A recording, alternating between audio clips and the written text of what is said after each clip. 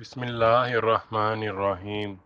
रसूल अल्लाह सल्लल्लाहु अलैहि वसल्लम ने फरमाया कि क़यामत में कोई शख्स अपनी जगह से हट ना पाएगा जब तक कि चार बातें इससे ना पूछी जाएंगी।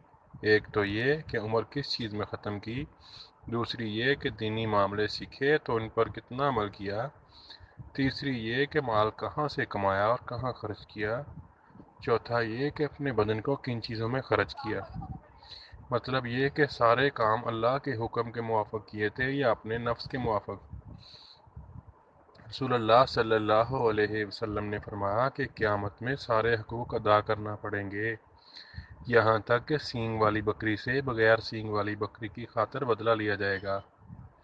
रसूलुल्लाह सल्लल्लाहु अलैहि वसल्लम ने खुतबा में फरमाया कि दो चीज़ें बहुत बड़ी हैं, इनको मत भूलना, यानी जन्नत और दोज़ख।